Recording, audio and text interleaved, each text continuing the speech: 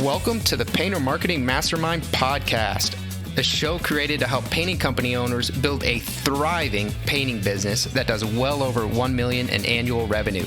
I'm your host, Brandon Pierpont, founder of Painter Marketing Pros and creator of the popular PCA educational series, Learn, Do, Grow, Marketing for Painters. In each episode, I'll be sharing proven tips, strategies, and processes from leading experts in the industry on how they found success in their painting business. We will be interviewing owners of the most successful painting companies in North America and learning from their experiences. What's going on, everybody? Thank you for joining us today. Brandon Pierpont, Painter Marketing Pros here. I am joined by my good friend, Brandon Lewis, Academy for Professional Painting Contractors. Brandon, what's going on? I'm great, buddy. I'm glad to be here. We've got lots to share in a short time to do it. It's going to be rapid pace, but people are going to walk away with a bunch of value. Awesome. So yeah, we're going to be walking through the 7 mistakes that will wreck painters in 2024, methods that will work for any owner in a slow economy. Brandon and I both work with a whole lot of painters. So we see trends. We know what's going on in different markets all throughout North America, US and Canada. And so we're going to get into some of the stuff today, some mistakes we see painting companies make, some things that you should be doing, and really set you guys up for success. So what we're going to cover today is, number one, meet your Masterclass instructors. We'll give a brief bio of us, who we are, if you don't already know. We'll talk about the economic review and outlook for 2024 as we come into the second half here. Critical concepts to grow income in a slow economy. The economy is uncertain. There could be a slowdown. We definitely foresee it. So we want to get into concepts there to keep your company afloat and growing.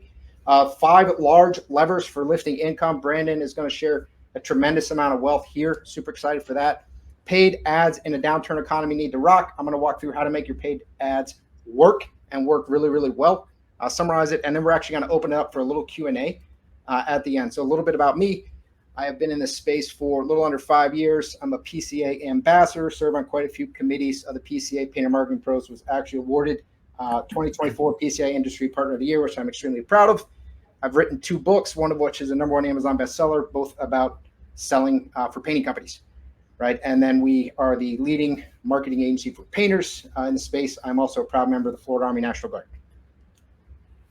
Hey guys, Brandon Lewis here. I grew up in Arab, Alabama, as you may be able to gather from the accent, and moved to Chattanooga in 2002. I've been here 20 some odd years. And I launched a painting business in 2008, grew it to well over $1 million back when a $1 million painting business was actually not a $500,000 painting business due to inflation. And so built that thing up and sold it for $440,000, left a lot of money on the table, but learned a lot of lessons. And I've worked in politics and paint and the press, and they're all the same because you're always trying to cover things up. I'm Presbyterian. And that means all of you are predestined to be here today. Thank you for coming. And I like to spend my time camping, hanging out with friends. I'm married to my wife, Kristen. I have 2 beautiful daughters. And I have worked with painting contractors over the last decade, over 500 in 6 different countries, ranging from as big as 50 million for a standalone national unit to 25 million for a standalone local unit, all the way down to startups, every franchise in existence, and a few of them at the corporate level. And I'm actually putting some more of that experience under my belt. And so we're going to be able to talk about business systems today, and I'm excited to share it with you. All right, guys, it looks like it's me. Remember the signal, Pierpont. I got it. So I'm going to do this, okay? It's better than the first signal. So mistake number 1 is failing to recognize or prepare for economic downturns. I am amazed at how when the headwinds start blowing and you can see the tornado in the horizon, how many people in the painting trailer park run out to look at it instead of do anything about it. And so when you see the storm coming, you need to ask yourself a question, what can I do differently? So let's move on to the next one there. So let's look at the economic review. I'm going to review some data with you that you may not know about. And one thing that I keep up with probably more than your average painting contractor is the news, economic news of all sorts, because I publish a large conservative news alternative in the state of Tennessee. And so we're going to look at some of the economic indicators, both past and present and future pacing. And I'm going to talk about how those can translate to your painting business. I'm going to snap at the mic so you can hear it, so you don't have to look at me. Let's see if that works. So here's something great for everybody. You're going to be real excited about this. The annual inflation rate jumped by 1.4% in 2020 to 7% in 2021, dropping down to 6.5 in 2022, 3.4 in 2023, and as March of 2024, the inflation rate is currently 3.5. What does that mean since 2020? Well, it works very much like compound interest, because inflation doesn't start at a base point. It is a rolling increase. And so when you multiply 1.014 times 1.07 and you continue on, what you've discovered is Americans have lost 23.6 of their purchasing power. And that's according to the data from the U.S. Bureau of Labor and Statistics. These aren't Brandon Lewis's political opinions. And it has been my general experience that the government lies to you. And so if they have sent you this stuff, if they say it's 23.6, it's kind of like the unemployment numbers. You can probably bet that they're a lot higher. That's what we're going to have to do. We're just going to snap at the mic. Sorry, it's a little clunky, but we're going to make it work. So how this impacts household. Do what? Does that work? It keeps me locked in. I love it. Okay.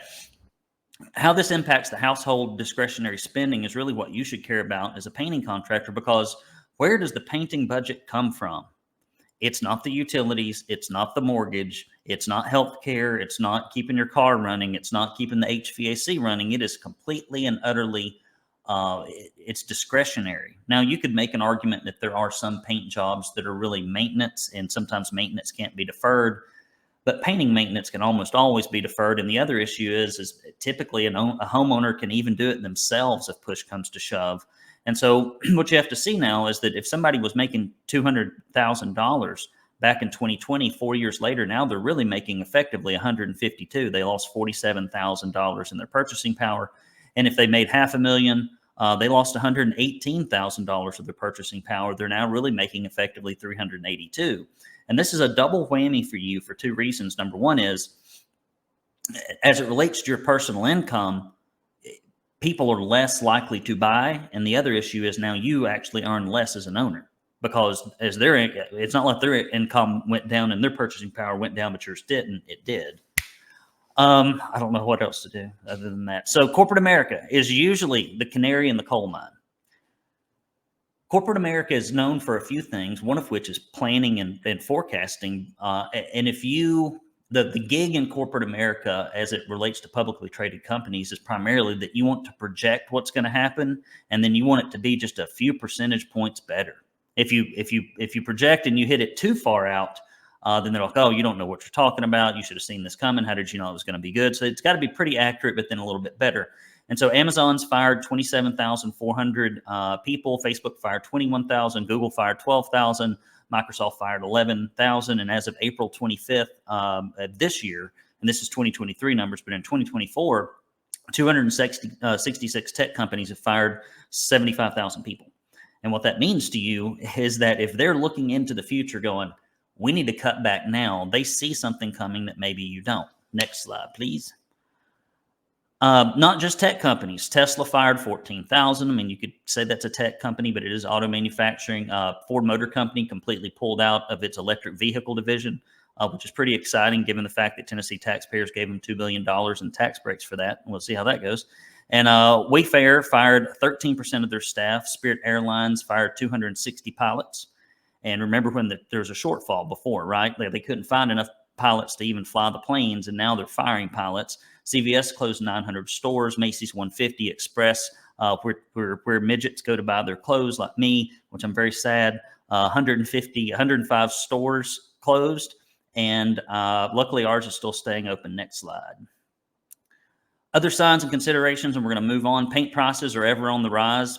If you don't know anything about how to negotiate better paint prices or work in a group, I'd recommend just go to the internet and type in Painters Purchasing Group.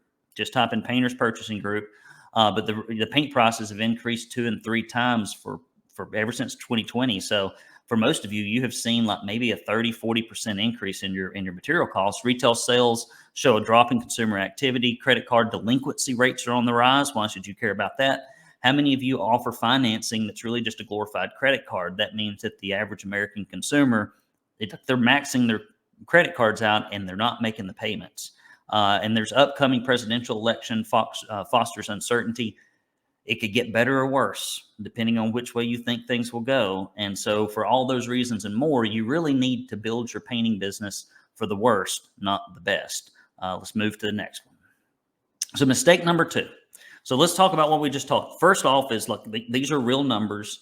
If you're kind of like I was for 6 years before I got back actively involved in the world of keeping up with things, you may just be working your butt off and you can't figure out why ends don't meet like they used to, or why you can't seem to do as much, or your dollar doesn't go as further. Well, it's all the reasons we talked about previously. So the first mistake is, like I mentioned, not really even recognizing an economic headwind, not doing anything about it. But the second one is confusion about what it takes to grow in a slow economy. Next slide. And I started my painting business about 2008, which was a terrible economic downturn. And we were growing our company while others were going out of business. I can't remember, like we lost, I think that if I remember this number correctly, like we lost 300,000 or 400,000 painters in the trades during that whole new construction bubble bursting.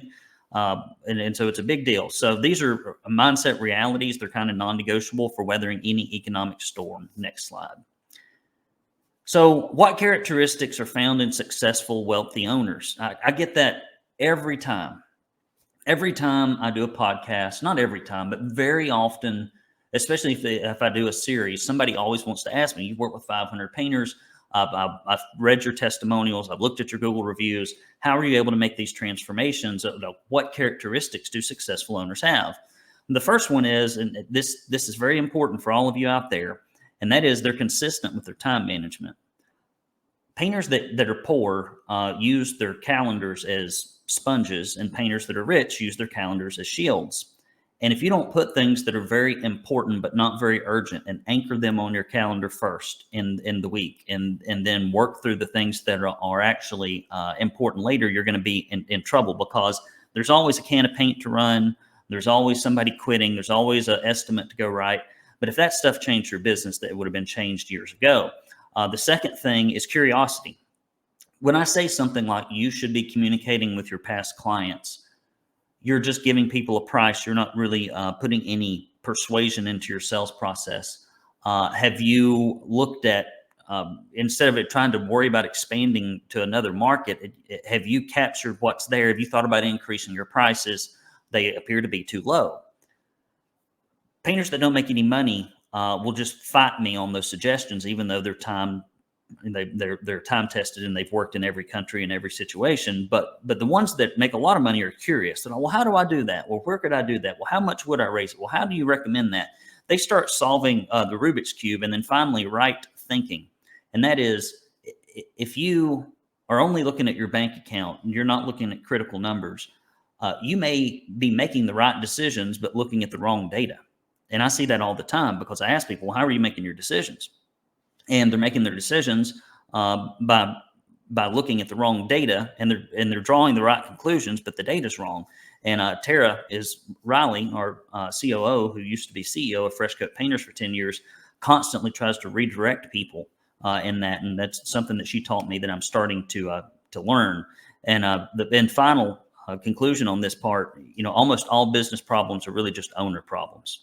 So when you say my business has got a problem, yeah, maybe, but it's usually the owner has a problem, because everything flows down from the owner, from the attitudes of the employees all the way down to business practices. Next slide. So let's talk about mastering implementation. One back. Mastering implementation, I think. Is there one? No, you went too forward. I got all confused. All right, that's good. So one of the first things I want to talk to you about is opportunity cost versus hard cost. Most of you are probably really good at counting the pennies and the nickels, and my paint went up by 25 cents a gallon. I watched the gas prices go up. I just had to spend this much money fixing the van. Like, you think about those things and you feel them so intensely every time your bottom line gets hit with an unexpected expense. But what you probably don't calculate very often are opportunity cost. And that is what happens when you do nothing.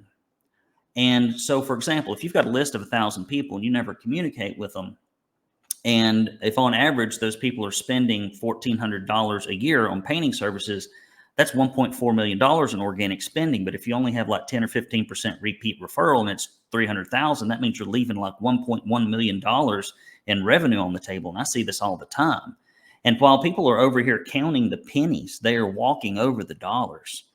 And they wonder why they can't get ahead, because they're majoring on the minors. Same thing with, you process 100 leads with a really bad closing rate, and the closing rate's at 25% when it should be at like on average 42%. And if the transaction size is 1,200 instead of 3,200 or whatever it is, and you start multiplying that out, those are amazing opportunity costs. And so I would like to ask all of you to just be really cognizant of the costs that you can't see, that aren't reported, mailed, or emailed to you, that you have to know based upon your own experience that you're walking past that opportunity. Next slide. So let's talk about mastering implementation versus vague awareness. So I can't paint. I've never painted. But if you and I were drinking a beer and I said, I can paint just as fast as you, I know all that. I know that you paint this first and you paint that. But if I tried to get out and do it, me and you trying to paint beside each other would be like, I would be a joke. It would be messy. There'd be crap all over the place. It'd take me 5 days to paint a room. I'd be unhappy about even trying to do it. And we all know that in the physical world, you need some sort of experience and training to really be able to do something well. But for some reason, we think, well, I know I should be do job costing. I kind of keep the numbers in my head. Well, I kind of use some kind of production rates because I kind of guess it, but I multiply it by this, and then I kind of multiply the square footage or whatever it is. And you think, well, that's a good pricing methodology. Well, it's not. And so it's the difference, a broken down fence is a fence. It is a barrier, right? And the Great Wall of China is a barrier. But the two are not the same thing. And one thing you've got to be careful of in your painting business is that every business system has a best practice methodology, and then just getting by or just not even doing it. And most people think because they have a vague awareness that it needs to be done, that they're actually doing it. And that is as far as the East is the West. Next slide. So wealth is attracted to speed of implementation. I often get to do diagnostics for people a second time. I've probably done 200 or 300 of those. And when people just drag their feet, nothing ever happens. But when people get out there and move and act and control everything that's in their locus of control, that happens. But money is repelled by sloth and indecision. So if you've got a decision you need to make, if you know something's broken in your painting business, don't let the whole busy season come and go and you leave all that money on the table. That's one of the biggest heartbreaking things that I see is people can't manage their time. The busy season comes and they just run the whole season with a crappy broken business, and then they're right back where they were. It said now their income's down by 23% because of inflation. And so, guys, y'all really just got to get moving on stuff. And a lot of this stuff we're about to talk about. Next slide. Business systems equal business destiny. If you're not making money, it's exclusively and only because of your business systems, because your systems control everything. And so what ends up in the bank account at the end is just a function of the systems. And so if the bank account's not doing what it's supposed to do, if your day-to-day stress is through the roof, that's the cause. Next slide. So here are 3 mistakes, or the big content that I'm going to really be covering is mistake number 3. And this is where we're going to dig into content that's really helpful. Although if you don't take the stuff I just said about your mindset and apply it to this, you can again just think assumptively, okay, I've heard it, so now it's happening in my business somehow magically. This does not happen. You have to take action. So we're not even going to talk about the hard to get stuff today. We're going to talk about the easy, low-hanging fruit that you can pick up that will buoy your business during a rough economy. Next slide. All right, let's talk about 5 sources for low-hanging painting profits. Number 1 is doubling your money on every job. Number 2 is focusing on persuasion instead of pricing. Number 3 is managing your in-house list, which is your greatest asset. Your B2B referral strategies and commercial repaints. Next slide. All right. So a lot of times when people aren't making the money they want, they're like, I need to shove more leads or close more deals in the business. And sometimes that's the case, but not if you're not making money on the jobs you're already doing. If you've got 5 months worth of work, 3 months worth of work, 3 weeks worth of work, and you're looking and you don't even know how much money you made on those jobs. And you're just guessing how long it takes. And you don't have anything but verbal instructions and maybe a scope of work for your crew leads. When there's no system for somebody back at the office to manage operations from a desk instead of being a gopher out in the field, if you don't have effective crew meetings where you can sell your company culture and values and to look at metrics that matter like job profitability and customer satisfaction scores, and if you don't incentivize your painters, if you're just paying them by the hour, that doesn't work. And I'll tell you why. Without production rate estimating, your estimates will never be accurate. It's the reason every painting franchise can take somebody with zero painting experience and make them more accurate in 2 weeks than somebody that's been doing it for 20 years. If you're not job costing, you don't even know if your estimate is accurate. And if you're not job costing, you don't have a scoreboard to show your painters out in the field. And if you don't show them a scoreboard, they can't win. Number 3, if you don't have some paperwork and a process for these guys to actually do stuff in the field, you're going to be in trouble. And then finally, again, that hourly pay, that does not align with company profits.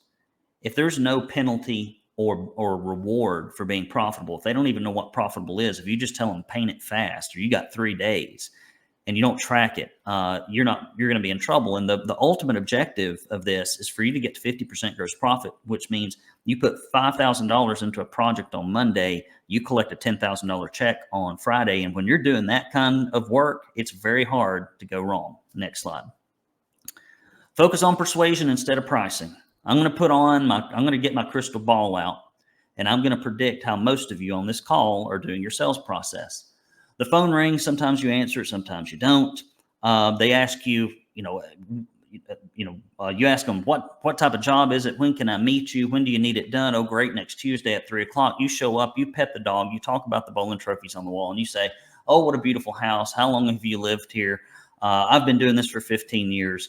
And then at some point that gets awkward. You go, show me what you got. You walk around the room, you cock your head to the left and you guess how long it's going to take, which is going to be inaccurate. And you told the customer, it's been great meeting you. Let me email you a PDF.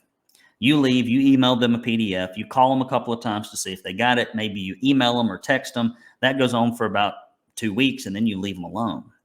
Well, that doesn't work for all these reasons. Number one, if you want to really persuasively sell a high ticket item that's $15,000, $20,000, $30,000, you can't have a $50 sales system. You can't be producing estimates like a short order cook taking down an order at the Waffle House, which is what a lot of you try to do. And then you wonder why you keep getting beat up on price. So if you want to understand why John Smith buys what John Smith buys, you have to see the world through John Smith's eyes. And here's the eyes of John Smith, your best client. They're 50 to 70 some odd years old. They live in really nice houses in McMansion communities with paintable substrates on the outside, and they've been hiring professional painting folks for about 20 or 30 years. And every time someone comes out to their house, they're only going to deliver what's promised about 60% of the time, or about 40% of the time, which means 60% of the time they're being lied to. And so when you show up, their lived experience is just that you're lying to them. And so you have to think about this whole process like an on-stage appointment, and you have to put together messaging that matters. What's some of the messaging that matters? Are your painters background checked? Do you offer warranties and guarantees? Can you show me a certificate? What's your customer satisfaction policy? Who's going to be on the job? What's the background? Has anybody been drug tested that's coming over here? Who do I pay? Who is ultimately in charge of this job? Can you show me mounds of social proof and documentation that what you have said is true? Because if you just make a bunch of verbal promises, you're just doing what everybody else is doing, and therefore you will get what everybody else has got. And so you need tools that powerfully communicate. We teach our guys to answer a phone a very specific way. At the very beginning, a great way to answer your phone is, thank you for calling ABC Painting, home of our area's strongest warranty and background check painters you can trust. This is Brandon. What can we do for you? You've communicated something of value. You've not just said, it's ABC Painting. Hello? Or grunt at them, as many of you probably do. This is an opportunity for you to demonstrate that this is a concierge service. You need to be sending pre-positioning emails and mail. You need to show up, the photo identification lanyard, dressed appropriately, walk them through an overview, a diagnostic survey, Measure, use production rates, leave them with a huge binder of social proof that you are who you say you are. Bribe them to read it. Go out to the car, produce a printed estimate. Never email it alone. Walk back in, present your company story, 7 to 12 things that really make a difference in you versus the typical painter. Make sure it's aligned with what customers care about. Leave them with a consumer buyer's guide. Seek to understand objections and follow up using mail, email, phone, and text. Guys, I'm telling you, it takes the average American 68 days to make a $500 durable goods purchase, like at Ashley Home Furniture, Best Buy, etc. And so if you're selling something that's $5,000, $10,000, $15,000, the sales cycle is longer. So look at your close rate, look at your on-site close rate, look at your average transaction size of the jobs sold versus those lost, and it'll tell the tale about what really happens. Next slide. So you need to manage your in-house list, guys. Why do you need to manage your in-house list of past clients and unconverted leads? Well, the first reason you need to do it is because nobody else in our industry does it.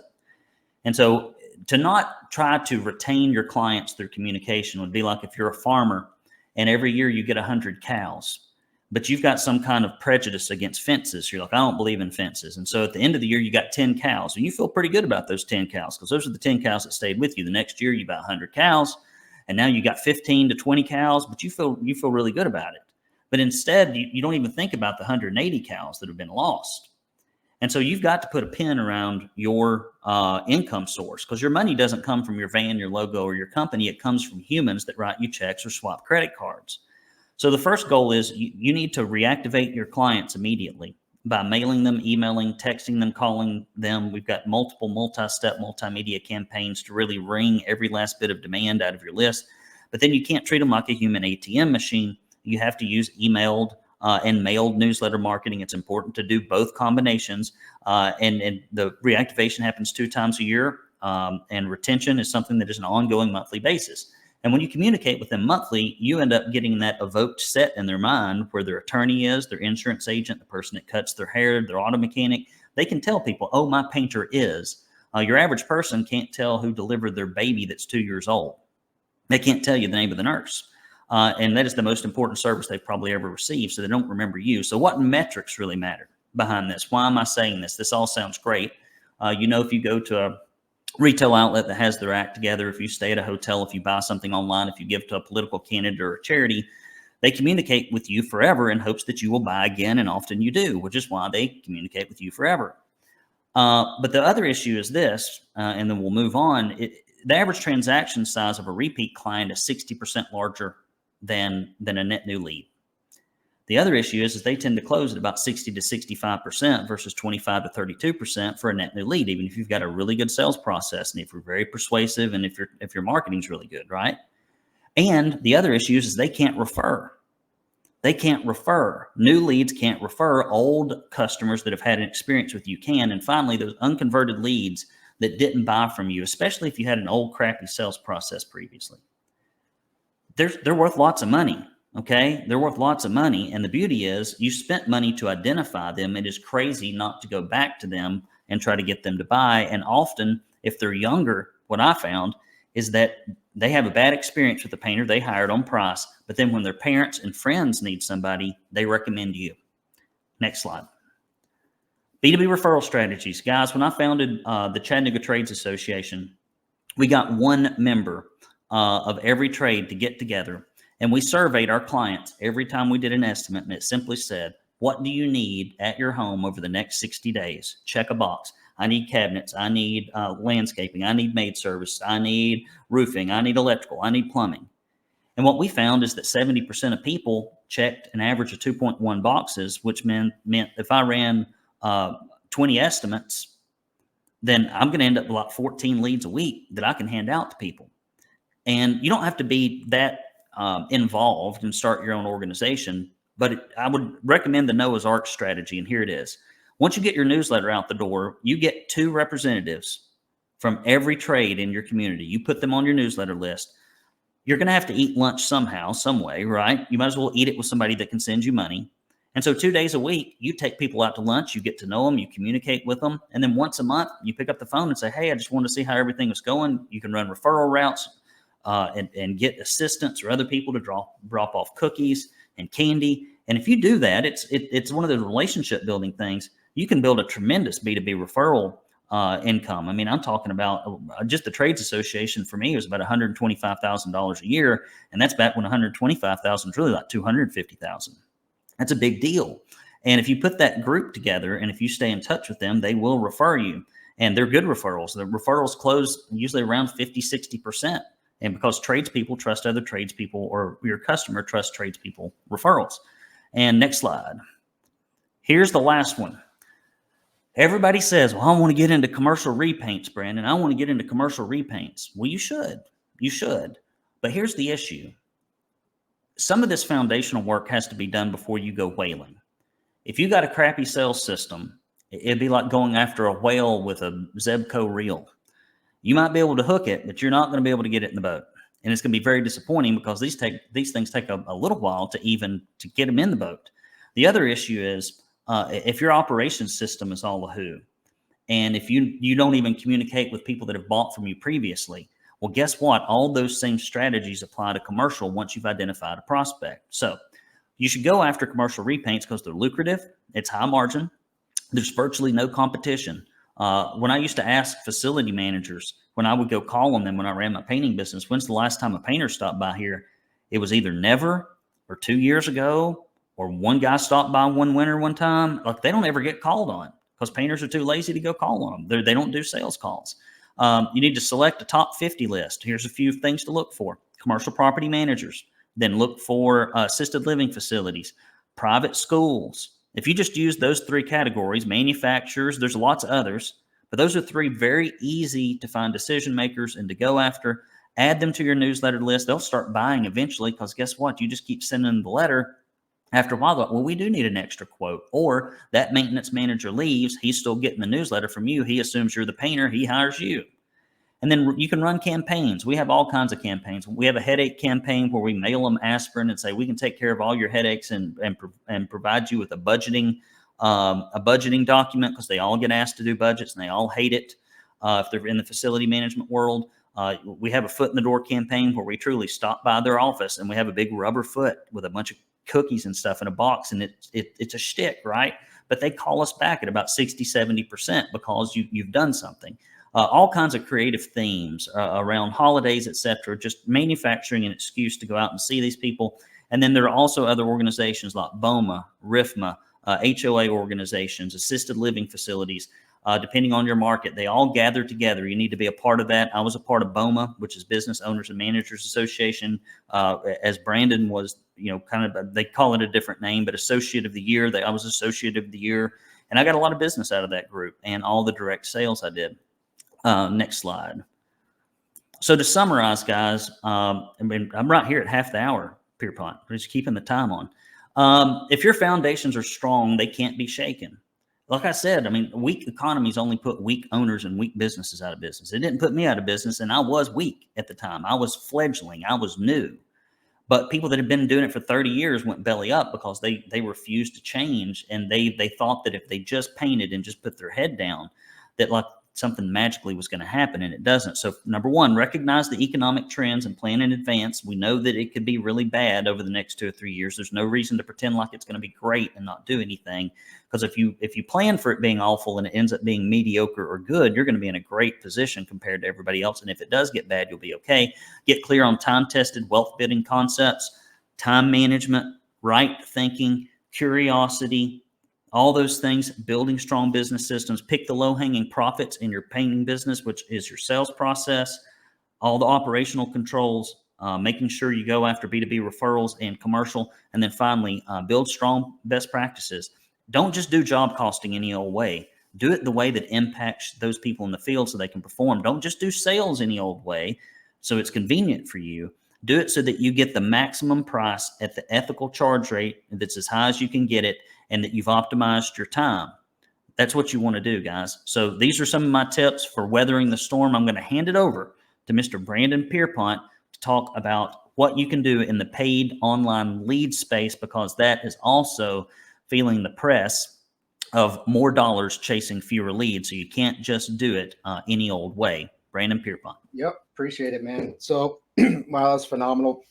Guys, just a little bit of a background on why Brandon and I are doing this joint webinar. If you apply what we do, right? So if you apply the way that we generate leads, and then you use everything that Brandon just talked to you about keeping in touch with those leads, maximizing the value of them, creating that referral network, everything else, you will be unstoppable, right? This is not, it's not crazy.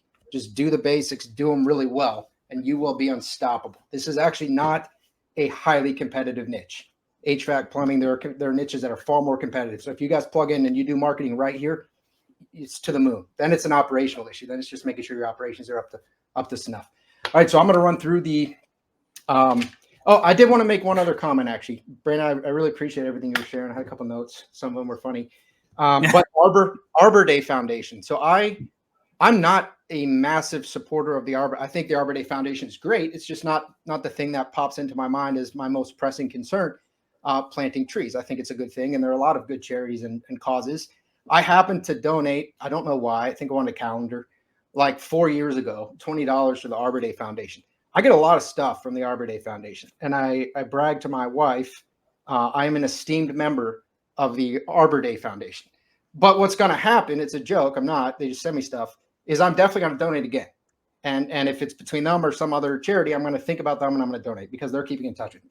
So super important. Charities, nonprofits are actually really good at this. For-profit, the whole business. It's their whole business model. It's keeping in touch. Yeah. So if you want to know how to do it, donate to a charity, and then they'll hound you, and you'll figure out a little bit about how to do it too. Or just sign up with Brandon, and he'll tell you how to do it. Yeah, I'll nag you too. It's whatever it takes. Whatever it takes. Yeah. So all right, mistake number 4: paying too much for each lead. Brandon was correct. The competition is heating up for sure. All kinds of companies advertising right now. The dollars are taking a little bit longer. People are taking a little bit longer to make decisions because of the economic uncertainty. Election year is always complicated for marketing. People are always a little wary as you get near an election. And then obviously the wars and inflation, everything else is concerning for people, and rightly so, to be frank. So you don't want to pay too much for lead.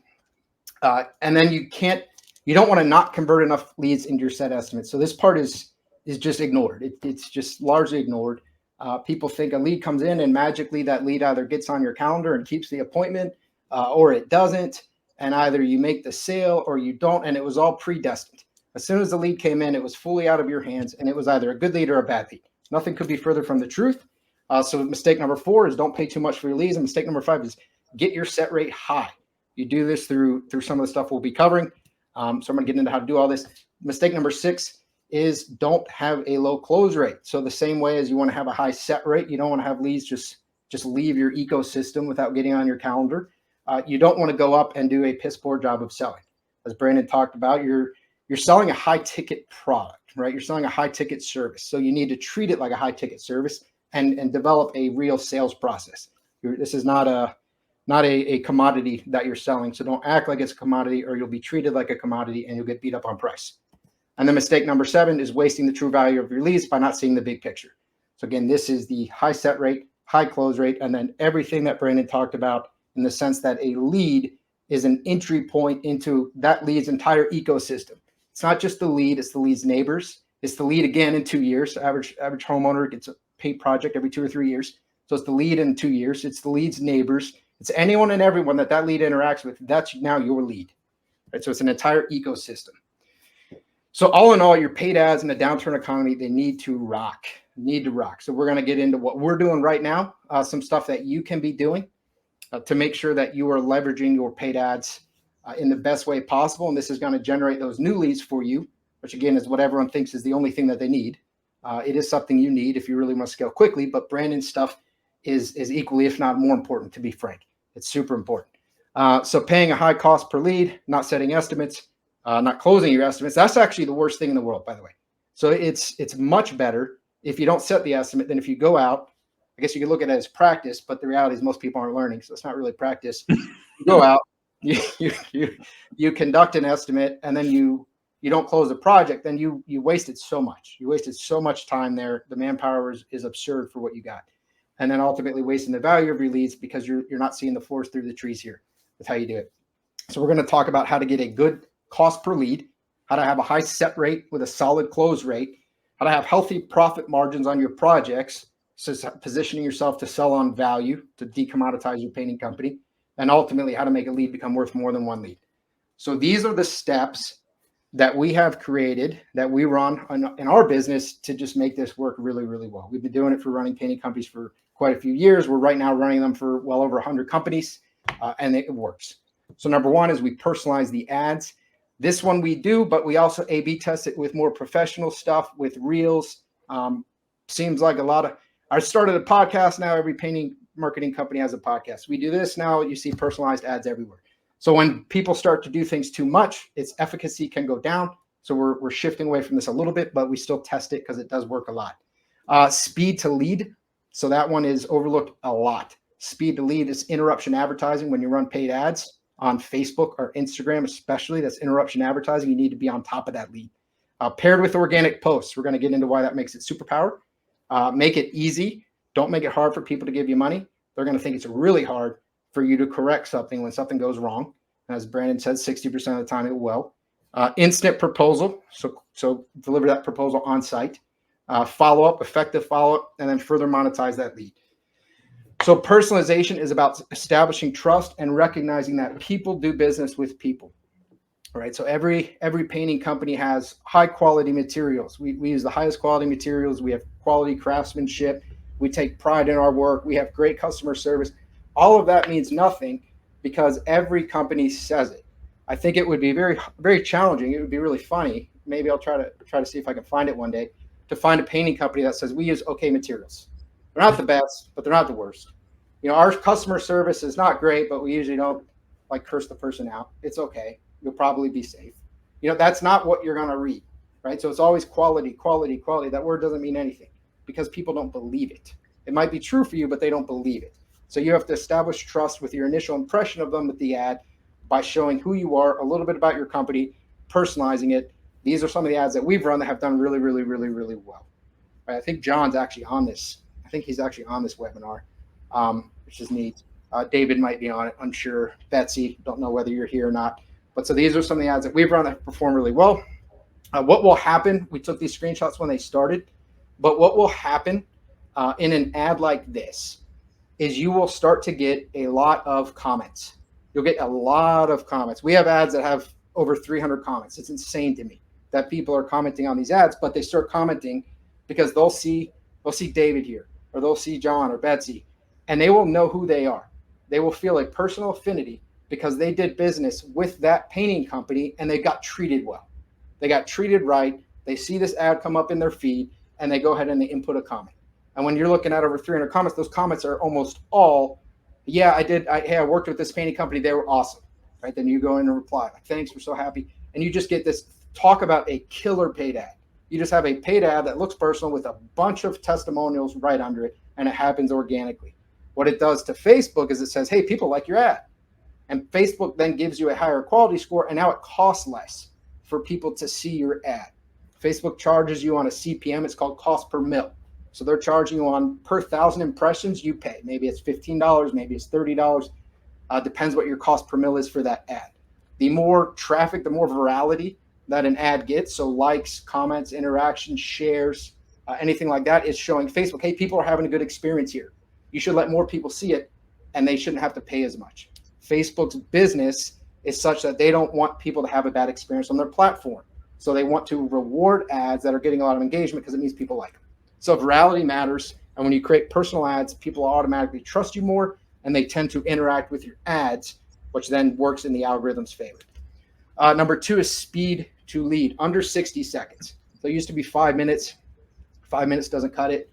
It's abysmal when I ask people, hey, how quickly are you following up with the lead? And the answer is, at lunch. Right? Like, oh, well, I get to lunch, or I check it twice a day, or if it comes in at 5, I'll get to it the next morning. That lead is gone. So after something insane, after 5 minutes, the odds of closing that lead are like 1 out of 15 versus what they would have been had you responded immediately. So under 60 seconds is key. A lot of you have probably run ads on Facebook, ads on Instagram, and think that they're terrible. They might be, right? But we think differently because they are different for us. A lot of times it's interruption advertising. When someone's on Google and they're looking you up and they're finding best painting company in my area, they're already invested into you. They're investing their time. It's the most precious asset for the people you're targeting. Time is more valuable to them than money because everyone here is probably targeting upper class, at least middle to upper class. which means that time is rivaling, if not more valuable than money.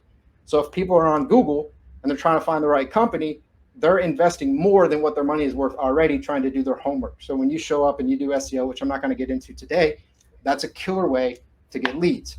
On social media, they are not making that investment.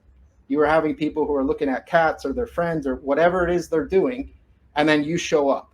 So they have not invested anything into you. They are not bought in, but they bought in enough to give you the information, but it's a cold lead. And that's why the way that you follow up, that's why the speed to lead is so critical here. So under 60 seconds, make it a world-class experience, right? If you don't make it easy to get people on your calendar, if you don't make it easy for people to give you money, they're not going to trust you. I mean, that part should be really, really easy for people. Business hours, have your set business hours, have a call center, right? If you guys don't get in touch after 5, have a call center or shut your ads off or or at a very minimum, have a self-booking link. So give people the ability to self-book, but do not, for the love of God, run Facebook and Instagram ads overnight and just not respond to people until the next day. That is just wasting your money. Next day, they won't even remember who you are. Number 3, pair it with organic posts. So this part is not, I haven't heard anyone else talk about this.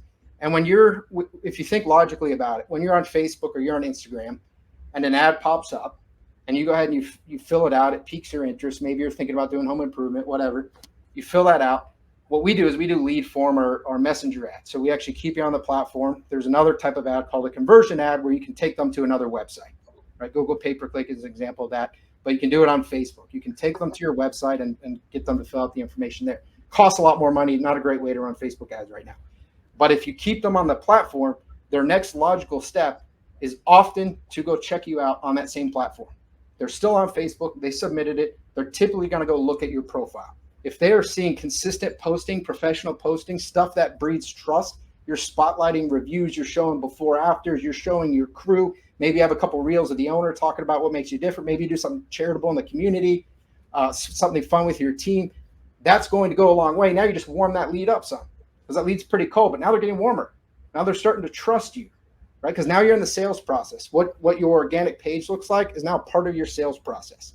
So you want to post organically 3 to 4 times a week, and then follow the 80-20. It's not spam, right? Even though it's your page and you can put whatever you want, it's not, hey, book an estimate, book a free estimate. Hey, we're offering this special, this and that. That's 20%. 80% of the stuff should be value add in some way. Right? We do Monday motivation, we do inspirational posts, we do little fun things with the crew. You want to mix it up. So here we have, this one's an example we made of a testimonial. We spotlighted a testimonial. Michael Chanish does a great job getting a lot of testimonials. It makes our life easy. We have here for Conrad, we had to book an appointment, so a little bit more of a salesy one. And then here's a tip. Right, so sometimes we'll give fresh tips, things like this is for fresh coat painters, so we give fresh tips, but sometimes we'll give tips, right? People like that value add. 4, make it easy. So give people a lot of ways to get in touch with you, right? Have multiple communication channels. Some people, like Brandon said, see the world through, I think, John Smith's eyes. I call it Joe Jones, same concept. But some people want to text you. Some people want to email you. Some people want to call you. So you need to have, and then some people don't want to talk to you at all. They want to just get on your calendar and self-book. That's what I would want to do. I'm not interested, right? I just want to get you on the calendar and we'll have a discussion when you get here. So you want to give people all those abilities. You want to give them the ability to self-book. So a link to your calendar, we set it up with our CRM. You can set it up with Drip Jobs, and you set it up with all kinds of CRMs. Pre-qualify them later. Another issue we see is painters complaining they don't have enough work or they don't have enough leads, and they're qualifying everything. It's like, oh no, they didn't want the full exterior. We're only looking for full exteriors right now. You're pretty particular for someone who is seemingly in need of leads, right? So sometimes if you get into a project and it's maybe not the full exterior that you want, or it's not just the cabinet refinish that you're looking for, again, it's an opportunity into that lead's whole world. So go knock it out, and then guess what? Maybe you paint a few interior rooms, but now they actually do have an exterior, or they have a deck stain, or their neighbors actually in need of a project, and you do such a great job doing the 5 round or the 10 round with the flyers and door knocking and everything else you're doing, that you end up getting a referral or a project, another project in the neighborhood. Give people ability to communicate with all those channels. Answer the phone. Good God. Answer the phone. Hire an answering service. If you're not going to answer the phone, but you are going to lose leads that way. You'll get spam that way too. And I hear some people complain about the spam. They don't want to pick up the phone because they get spam called. That's part of owning a business, right? And the more successfully you market, so the more you go up in Google, the more you run paid ads, the more spam you will unfortunately get, because those spammers know that you spend money. So it's just part of it. Stick it out. And then ultimately follow up for a year. So our system follows up for a year. You could follow up for multiple years. People, a lot of painting company owners think the lack of an immediate yes indicates a definite no. It does not. Like Brandon said, I think he put 68 days to make a $500 durable goods purchase. That is nuts. I did not know that. But we are seeing right now, people are taking longer to make a decision, which means if you're the painting company that's still following up in a tactful manner, not spamming the heck out of them, but following up in a tactful manner several months later, you're going to land the project. But don't think, hey, I got these leads this month and they didn't close, so they were all bad leads. You have to have a longer mindset. May I interject? Because what he's telling is so true. Number one is don't lose the damn sale by pre-qualifying them to death. There are people that teach this in our industry, but nobody I know that runs a large painting company does it. If you try to pre-qualify me over the phone and what's your budget and this, that, and the other, I got money, I'll hire you. Like, I start hearing all that stuff, I'm like, you know what? I'm just going to call somebody else. And people, especially that are wealthy, they just want you to come look at it and meet them. Not all of them, but a lot of them. And the other issue is it relates to follow-up. Like Pierpont said, I don't know whether you know this or not, but you make anywhere from 10 to 20 times more money following up than writing an estimate hour per hour. So when you say I don't have time to do follow-up, you just don't need to do as many estimates, but actually schedule time for your follow-up. So I'll hush now. No, I love it. Yeah, thanks for adding that. 100%. Make it easy. So here's an example. This is CRM we use. We use something called Go High Level, where we build out a bunch of workflows, but this is what happens when a lead comes in. And the point of this is showing we're going to text, we're going to email them, we're going to set up we actually make it an automated call. So now you're going to call them, kind of forces an outbound call, and then we're going to follow up with them for a year. So you don't want to just give up on that lead. Huge mistake. Instant proposal, as Brandon said, deliver it on site. Do not email it later. That is so passive. It's such a waste of your time. It's a waste of everyone's time, because your close rate's going to go way down. Your ability to objection handle. You are in sales. Your estimator is selling, right? You have to accept that. People think sales is a bad word, or they don't want to be pushy. You can objection handle without being pushy.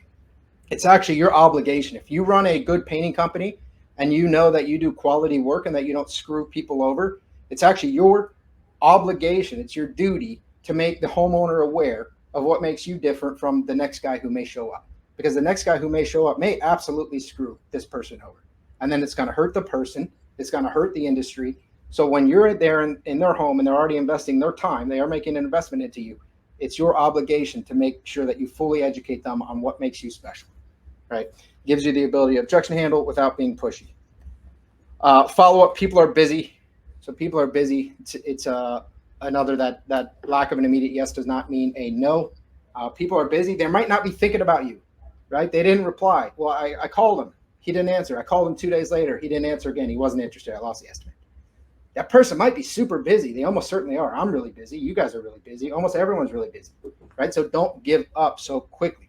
The automated system will help you with that, but you do need to have the manual touch points. We talked about the not yes does not equal no, and then call them. Pick up the phone call. So the automations does not excuse you from making a phone call. You have to do both. And then finally, the further monetization, really Brandon's wheelhouse here, the repeat business, the referrals, and your target should be, this is absolutely achievable, I know it for a fact, is 1 or more 5-star reviews per 3 projects. We have some of our painting company partners that actually do significantly more than that. They do 1 and 2 or even more, even a higher percentage. So this idea that no one will leave a review, it's because you don't leave the house until they leave the review, right? You build it into your process. You almost make it a verbal contract of sorts, and then you provide a killer experience so they feel good about it. Well, you're your project manager, you incentivize, you train your team. Ultimately, you have them lay that out to the homeowner. Hey, Mr. Homeowner, I want to let you know my goal here is to make this the best experience you've ever had with the contracting company. Does that work for you? Yeah. Okay, so I'm going to try to do the best I can, make it a killer experience. And if I can, my goal is to earn a 5-star review from you at the end of this project. Are you okay with that? They're not going to say no. They want you to do a good job, right? Then actually do a good job. communicate with them throughout. Communication is key. Communicate with them throughout the project, then follow up at the end. Hey, Mr. Homeowner, we just did the walkthrough. You're all happy with it. Did I do it? Did you do what? Well, was I able to earn the 5-star review? Are you really happy with the experience that we provided you? Then you get it. You have a little customer happiness card, a QR code. You have them scan it. You walk them through it. If they don't have a Google account, we get this. Well, they don't have a Google account, so we can't get a Google review. You're right. Don't have them create a Google account. It's just going to get removed from your account. Google will think it's fraud. Then have them leave a Facebook review. So have a couple QR codes there. But you do that, you build that into your process, and you pay your team. So you incentivize it, you create spiffs, you reward, you make it a big celebration on your team. When you get a 5-star review, you will get 5-star reviews. This is not rocket science. Okay, so summary: maximize marketing impact and ROI through strategic paid ad tactics. You guys need your marketing dollars to work for you right now.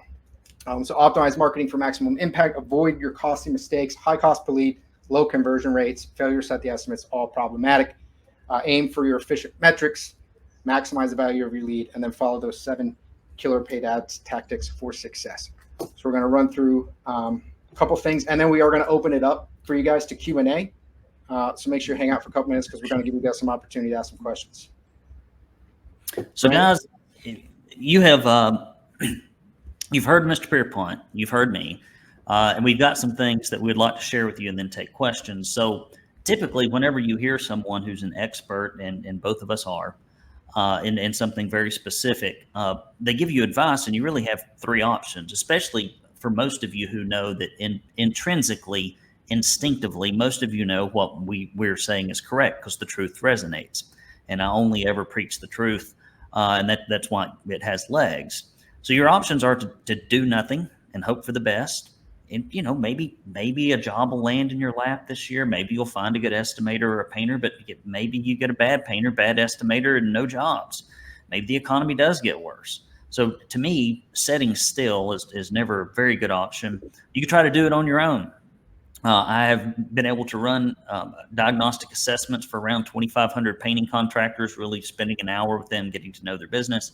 And it is very rare when somebody leaves and doesn't do anything. If they come back 3 months, 3 years later, I look at their diagnostic and I could just about photocopy it because it's the same. The metrics are the same. Everything's the same. Nothing has changed. They think something's going to change or they're going to do something, but they can't. Or you could let us help you. And it's completely up to you because those are your 3 paths. And there's something I'm going to show you on the next slide that I've never done before, but I'm going to do it. And we are in the middle of the busy season. So next slide, Mr. Pierpont. And that is this. I will give you a free 75-minute. It used to be 60, but I found that it takes me a little longer to get through these. I'm just giving myself more time. Business assessment. I'll examine all your essential systems, job costing, production rates. We'll look at all the operations, your macro metrics. I can tell you if you're earning more or less money than you should. I can tell you how you compare to other painters. We can look at your paint prices. I can look at basically almost like if you were going to the doctor for a full set of labs and a physical examination. He comes back and says, okay, your B12's low, your cholesterol's a little high, but I wouldn't worry about it. And oh, by the way, we got to do this other thing, and maybe you need to go have a calcium check or whatever it is. Like this is almost like a forensic study of your business systems. And if you book an appointment by 5/14, which is 7 days from now, we'll give you $500 off enrollment for any APPC program. And we have a variety of programs I can't get into right now, but we've got 3 so that one of them is likely to fit you. Next slide. And so the easiest way to do this is just to email me. I process my entire world by email. Brandon@paintersacademy.com. I'm not Domino's Pizza. It may be 30 minutes or less. I don't know. My speed to lead needs to be improved, Mr. Pierpont. And so if you're too lazy to email me, don't bother because you're probably not motivated. Unlike Pierpont sells something where if you swap a credit card, he does all the work just about. But fixing your painting business is sadly for old Brandon Lewis is not the same because you have to do something. It's like getting a personal trainer. Like you don't sit down and eat pizza while the personal trainer works out. He helps you work out. And if you do the workout, you look better, feel better, have better health. Same thing with me. So Brandon@paintersacademy.com. I'd love to coach you. It is my passion. It is what I love doing. And I think Mr. Pierpont's got something he wants to throw at you as well. Awesome. Yeah, I'll throw something at you guys. So we are making an offer as well. So whatever marketing you're doing, one of the big questions we always have is, it's not even a question we have. People actually have no idea. So they'll hire a marketing agency and they're running Google ads, or they don't know if they're running Google ads, or they've been doing SEO for 4 years. What are you guys doing? I don't really know, but I know I've been doing it for 4 years. We'll go in and we'll audit all that. So we'll audit everything you're doing: Google pay-per-click, local service ads, Facebook ads, SEO, and then we'll break down a report for you and show you how it's actually working. And in that way, you can figure out whether or not you're getting your return on your investment. If it's a brand new company, you might not be getting it yet, and that might be okay. If you've been with an agency or a marketer for 6 months, 12 months, multiple years, you're probably going to want to take a look at this if you haven't yet. What we'll do is we'll go through all that audit on our end. We'll meet you for a 1-hour detailed breakdown discussion of the audit. So we're going to walk you through everything, show you what's working well. We are fairly unbiased. Obviously, our goal is to win your business, but we're unbiased because we want people to be fair to us, right? So if we look at a marketing agency, how they're doing, we're going to tell you if they're doing a great job. And we're going to tell you if there's room for improvement. So we'll go through that, do a complete breakdown of the audit for you, and then we'll actually create a custom 2024 marketing roadmap for success based on your goals. I will share that with you. There's no obligation to do business with us. Obviously, we can help you implement that, but either way, you walk away knowing exactly how your marketing is doing, and then being having a very crystal clear plan based on what you're currently doing for marketing, what your goals are, and a little bit more about your company, but what you should be doing for the rest of 2024. So if you guys want to take advantage of this is a custom link. So we will know who you are when you come through this. It's different from our other link, goes to the same page, but we know who you are. Technology. So we're going to track you. So if you want to go to this very long URL, we're going to go ahead and put it in the chat there as well. So you guys will have that. That'll be a little bit easier. Or if you want to scan this QR code, it's a dynamic QR code. You guys can use stuff like this. You can put on your yard signs, you can put on your vans, and then you can figure out, where people are coming from, even if they go to your same website or landing page. You can go there. But we want to, and I'm going to leave it on this for another minute just so you guys have it. But we want to open it up to some Q&A. I know we have 2 questions already. Daniel Stroud, hey Daniel, said, what are your thoughts on an AI? And Brandon, I'll maybe read this and give my thoughts. And if you want to give your thoughts, that might be just. I'll let you take the first one. I'll take the second one. Okay, perfect. First one's, what are your thoughts on an AI virtual caller for setting appointments to increase speed to lead, especially off hours? Daniel, I am for it. I think embracing technology is good. I'd be straightforward about it.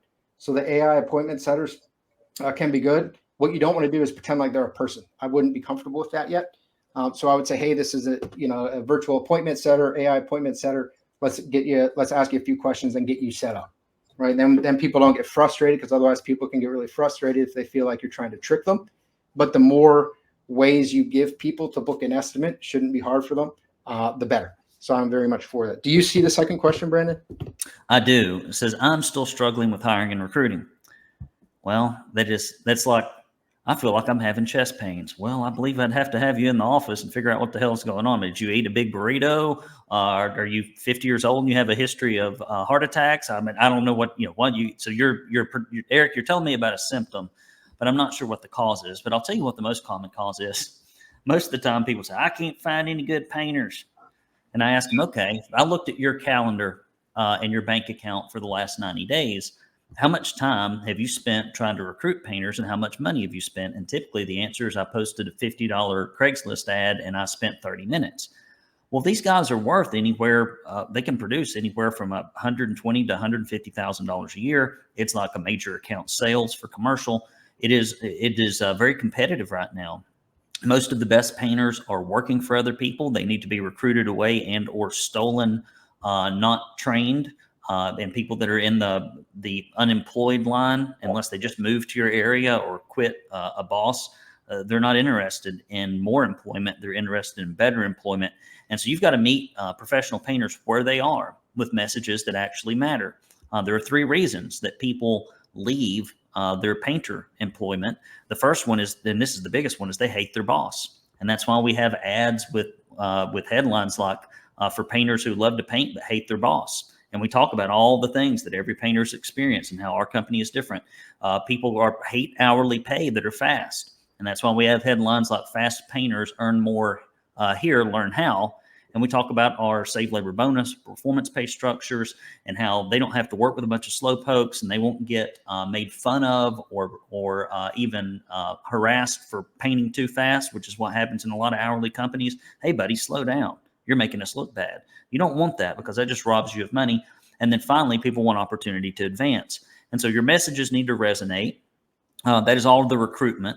And then you need to have a retention process whereby you communicate with them consistently from the time you identify them till you qualify them to be a potential hire, and then stay in touch with them until you need them. Most people think that hiring and recruitment all have to happen at this exact same moment, and that's not true. You can't build an in-house list doing that. But recruitment's very personal. There are very few things that you in your life that are a bigger deal. Maybe your spouse, your religion, maybe where you live, and then it's your employment, right? And for some people, it's even ahead of the rest. And so it's a highly personal process, and they're worth a lot of money. And so you can't, it's just like we talk about with your sales process. Somebody coming to work for you is not it's not a low level decision that has no impact to them. And just as you have had bad painters, they've had bad bosses. So there's lots of history to overcome and trust that needs to be built if you really want to have a good burgeoning team. And you need some way to assess their technical skills and non-technical skills really quickly, which is why in our fourth phase of our coursework, we focus exclusively on recruitment with 5 different modules, because it is something that people really need to know. Pierpont, you want to take this next one? I actually think it's a great one for you. All right. So here's a couple of John. Let's say what that question is. So John Panu says, could you share some options on incentivized craftsman pay opposed to hourly pay? So the reason you want to align your painter's pay with profitability is because it makes sense, right? Like if they're just marking time and that's how you're paying them, that does not translate into profits. And if they can't share in the profits of a project, which is the only thing they can control, then it doesn't matter. So here's a couple. The first one I'm going to talk about is a save labor bonus program, which is very elementary and very simple, but highly effective. But there's a few component parts you can't leave out. So that means that if you charge $60 an hour, now this is all predicated, John, on the fact that you have to have job costing and production rates. If you have neither of those, you can't offer this to your people. If you're just guessing how long it takes, and if you don't do job costing, don't know what that is, then this is not going to work for you. You got to put that basic structure in place first. So presupposing that that's there, the next thing you have to do is say, for example, if there's a 100-hour job, this is very elementary, but if there's a 100-hour job and that you charge $60 an hour for labor per painter per hour, that's $6,000 in labor. Let's say there's $1,000 in materials, okay?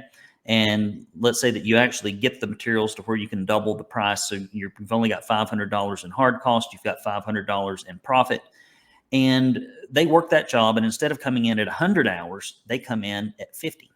Well, that means that 6 times 10 is $600. There's $600 that was charged to the client, but not actually consumed by your company.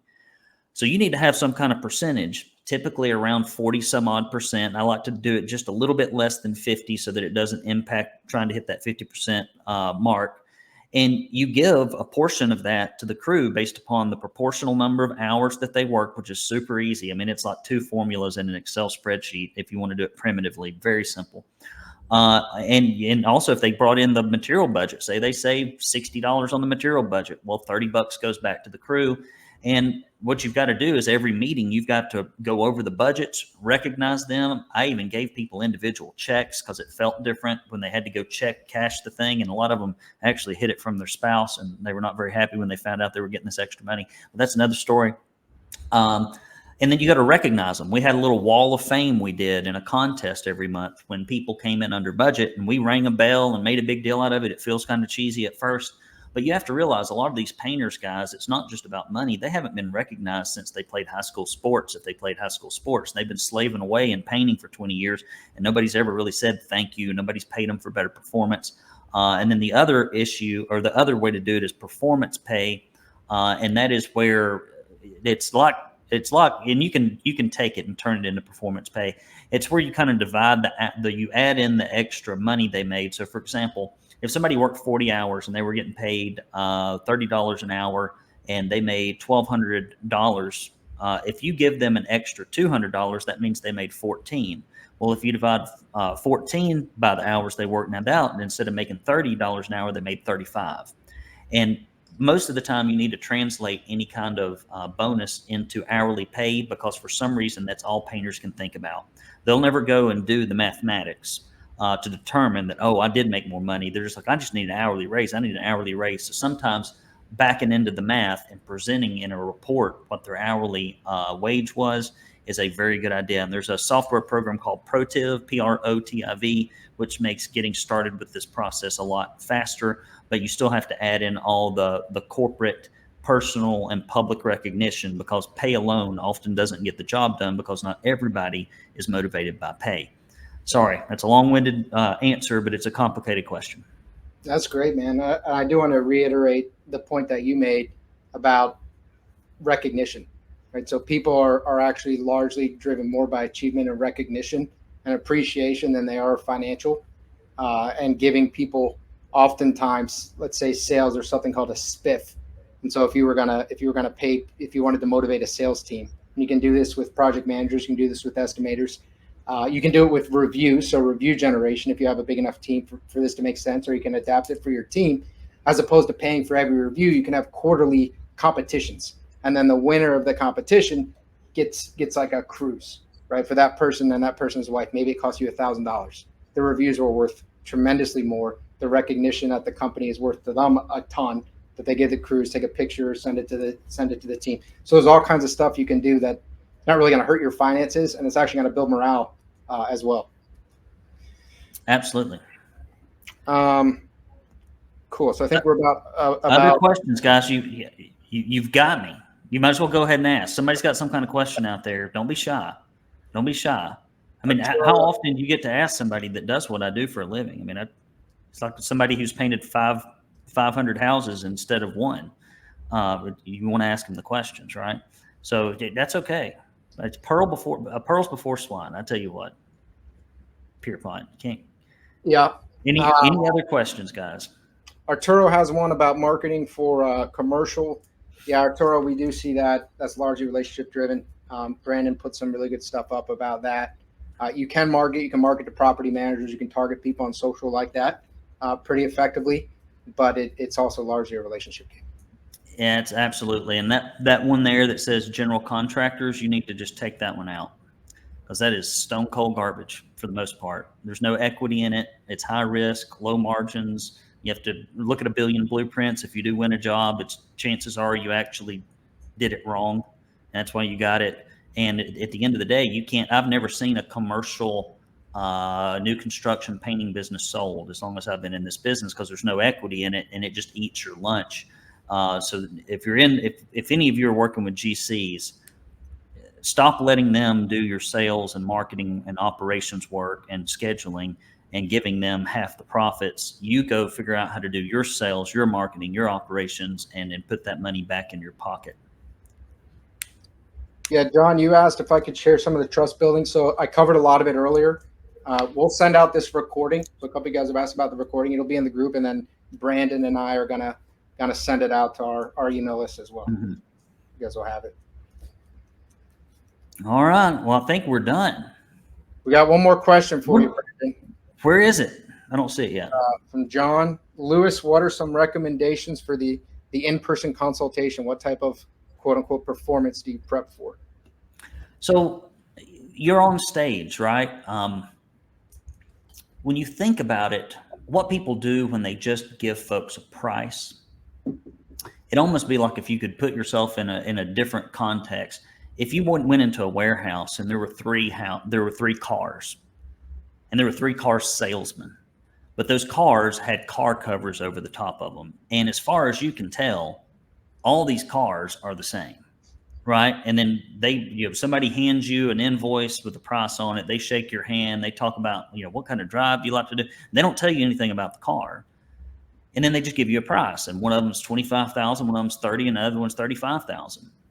Well, if one of them's like a base level Toyota Camry and the other one's like a loaded out Lexus, well, some people want the loaded out Lexus, but if you don't ever have a way to get that information to them, they're in trouble. And the way that they end up judging what you can do for them is they gather information through the sales process primarily. Yes, they may go look online at reviews and things of that nature, but for the most part, if they've called you out for an estimate, they're looking to you to provide them with all that information. And most of the objections and questions are unspoken.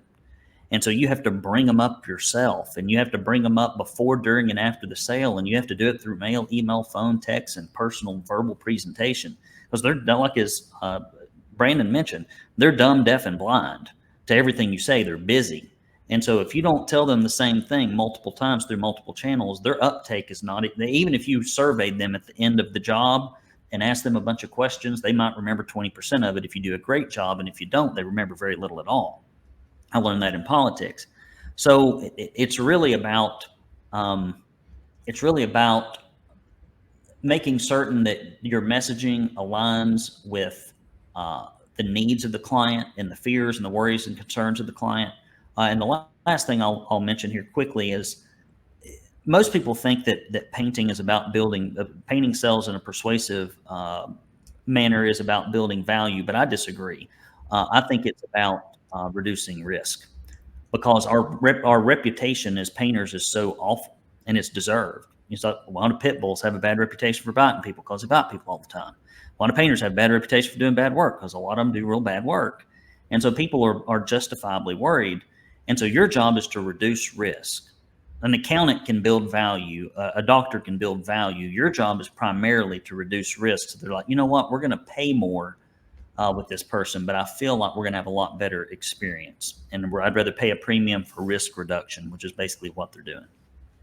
We got a couple more questions here. I'm going to try to pound through them so we can respect your guys' time while answering questions. So Ryan asked, Brandon, what problems, if any, do you see with multiple contractors using the same presentation software? Do you feel it's a problem? I don't really know who that's for. So Brandon, I'll let you. What problems, if any, do you see with multiple contractors using the same presentation software, meaning you feel it's a problem? So here's my take on software, and I'm going to make some software people mad. I think software is supposed to be, for estimates in particular, should help it make it easier and quicker for you to get the information from the client, to maybe shepherd that client in some way, and to deliver it. But honestly, we teach our guys to print their estimates off and email them. But the printing is really important, because when you print something, somebody has to take an action to throw it away versus take an action to review it. And it's a big difference. And it's easier to share. People consume more long form information in an analog form than they do digital. Like you will read a magazine cover to cover if it's something you're interested in, but you probably wouldn't read it cover to cover if it's a digital e-newsletter. It's just part of the medium. There are pros and cons to both.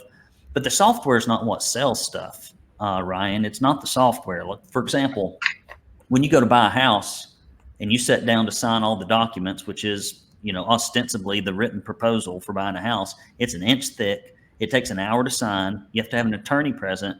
You don't even read the damn thing. Nobody reads the closing documents. You just sign them all and hope to God that there's nothing in there, selling your firstborn child to Satan. And you just sign it away, right? And people have already made the decision. And so your job is really not to rely on the software. It's to rely on your sales skills. Now, and finally, I will say a lot of software presents information in a text form, which is fine for reviewing after the fact. But when you present to people in person, it really either needs to be a physical, like flipbook presentation, because the tools you use for presenting in person are different than the ones that you use for people to review after you've gone, because this is for human to human contact facilitation, not for human to document facilitation. And so you don't want just lines of text. So you need some kind of slideshow. And we often even teach our guys to leave a video testimonial montage, and we click the play button before we leave, and they just leave it running. I know it's awkward, but like when they've watched 3 minutes of people bragging on you, it makes them buy more. So don't lean on your software, lean on your sales skills rather, and just use the software to facilitate the sales process, but don't depend on it. Yeah, Ryan, the software is a tool. Like a lot of people use PowerPoint. So is it okay to use PowerPoint if another painter uses PowerPoint? Find the tool that works for you, and it's about the messaging and how you leverage it. Software is just a tool. Yep. John, Outlaw Precision asked me, what's the best time of year to send marketing? All the time, right? And if you're looking for promotions, there's always a holiday. There's always something that you can say if you're trying to, you can even find wacky, crazy holidays that people don't think about. I'm not sure if that's what the question was geared toward. That's obviously kind of a broad question, but you can send marketing stuff out all the time. Well, you can send it out all the time, and you should, but there's also I will just say this, there's the issue of organic spending. And so one thing that I, Brandon, you probably got some data on this. When you see the lead flow come in, I can't remember. I looked at some franchise data, and I think in January, come on in, Ruby. I think in January, February, and December, it's like 4.8, 4.9 to 5% of all leads that come into a painting business come in. But it gets up as high as like 12 or 13% in January, which means if you're marketing in January versus July or August, like there are 3 times as many people looking to buy painting services, and they are simultaneously probably more inclined to buy a little faster because it is the summer, because that's when people paint. So there is some seasonality, but the issue is if you go completely dark in the winter, just completely dark in the winter, you end up paying for it in the spring. And so you've got to keep something rolling, but it often means that you shift more in the winter months to what I call relationship marketing, building those relationships, B2B referral sources, interior decorators, realtors, customer appreciation events, commercial prospecting, and things of that nature. So I introduce everybody to my daughter, Ruby. Hi. They can't see you. She's coming in to see Daddy. John asked, what do you do when a prospect's not engaging with your sales process, distant, distracted, rushed? John, you have to control the frame. So at that point, you're not controlling the frame; they're controlling the situation. I'll let Brandon get into a little bit more, but right then you're not. They don't perceive value in you, or it was just the wrong time for you to conduct that estimate. See, that's a good one. I don't think I'm seeing them. That's fine. You just read them to me. George Hamby says, Brandon L., I may walk the plank and have you evaluate our business. You know, he's not really walking the plank. Walk the plank / decide to grow your business. Yes. That's what we call it. You're walking the plank. But it is. I mean, you're not going down to Davy Jones' locker here. I mean, it's to make more money. But the problem is, it's kind of like when you think you've got a health problem, and you don't want to go to the doctor because he might tell you got a health problem. Well, most of the time, you got one already, right? And the earlier you can go, and the better you can get it fixed. It sucks to hear the truth. And we've all got things in our life we don't want to hear the truth about, and we don't want to address. I got a garage that needs to be cleaned out, and boy, I've done everything in the world to drag my feet on it, but I'm down to one bay. So I'm making progress. And so sometimes when you don't want to do something, you just have to set aside 2 or 3 hours a week or a month and just freaking sit down and say, I'm going to do this. I'm going to do this thing. I'm just going to log time doing it. And when you log time doing something after a while, especially if it's a problem or a leverage point, things improve. And so, George, I'd be happy to take a look at anything you got, and I'll shoot you straight. And in the end, whatever you want to do is up to you. And one more thing, following up with Outlaw Precision Painting about the marketing messaging. Marketing is a leading indicator of success, right? So it depends on what kind of marketing you're speaking to. You should be doing organic marketing and putting stuff out there to plant the seed. So for people to buy from you later, a big mistake painting contractors make is they wait until they run out of leads and they think, oh my gosh, I should start marketing. That's the most expensive and backwards way to do marketing. You should be marketing before. I've got a slogan for Outlaw Precision Painting. I mean, just in keeping with the name, it should be from prisons to painting, straight to you. I don't know. I don't know if you should say that or not. Probably not. Establishing trust. Yeah. We don't background check our painters. It's in the name. I'm just joking. That's a hard one. All right, guys. Well, we appreciate your time. Thanks for tuning in. Again, this recording is going to be available in the Facebook group. We're going to put it out to our list as well. Brandon, thank you. This was incredible. Glad we got to do this together. There will be more coming from Brandon and I, so stay tuned. We got a dynamic duo going on here, and thank you all for joining us. Am I Batman or Robin? I'll be Robin if I have to. It's okay. We're joint Batmans. There's no Robin. All right, guys. Thank you so much. We'll see you next time. If you want to learn more about the topics we discussed in this podcast and how you can use them to grow your painting business, visit paintermarketingpros.com/podcast for free training, as well as the ability to schedule a personalized strategy session for your painting company. Again, that URL is paintermarketingpros.com/podcast. Hey there, painting company owners. If you enjoyed today's episode, make sure you go ahead and hit that subscribe button. Give us your feedback. Let us know how we did. And also, if you're interested in taking your painting business to the next level, make sure you visit the Painter Marketing Pros website at paintermarketingpros.com to learn more about our services. You can also reach out to me directly by emailing me at brandon@paintermarketingpros.com, and I can give you personalized advice on growing your painting business. Until next time, keep growing.